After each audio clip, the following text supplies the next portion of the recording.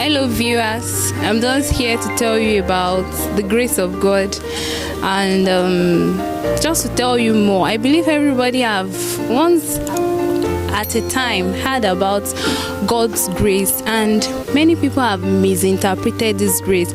Some are hyper grace, some it's not grace in its true perspective.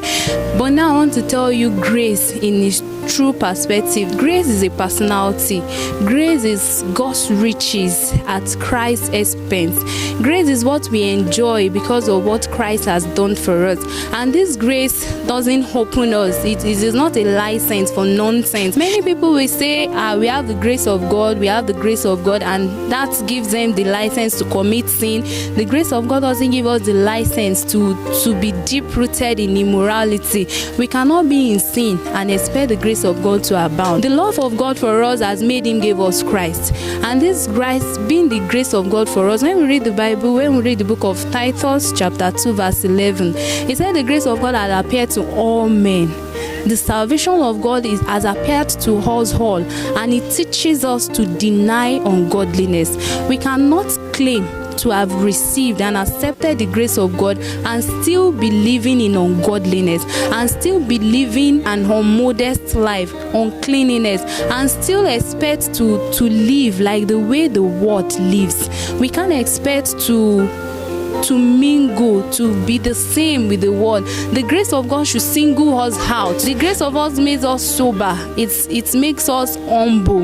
It makes us honest. It brings out the life of Christ in us. The Bible says we should work out our salvation. The salvation we have received through the grace of God. This grace should be seen in us physically. We can't say, the grace of God is in our heart. That's the slogan of so many people today, that God looks at the heart. Fine, God looks at the heart, but what does the people around you, what do they see in you that makes them know that you are for Christ?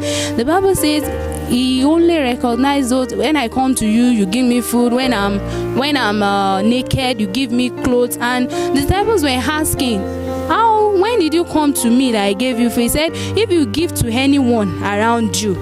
These are the people around us. When we showcase Christ to them, when we live out Christ, then people will be able to see Christ. We can only carry his identity in our dressing, in the way we talk, in our relationship with people. You can't expect people to be seeing the cardboard or the labeling on our head that I am for Christ. It is the way we relate with people. It is the way we live our life. We can't expect to do things the way of the world and expect the grace of God to continue to abound in our lives.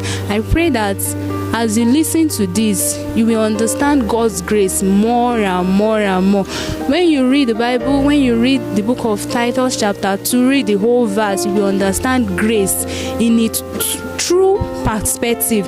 The grace of God is not a license to nonsense. The grace of God will make you say no to immorality. The grace of God will make you say no to ungodliness. It will make you say no to lying and cheating. It will make you say no to yahoo. It will make you say no to prostitution. It will make you say no to worldliness. I pray that you will choose Christ today, and his grace will continue to abound in your life now and forevermore. Thanks for watching.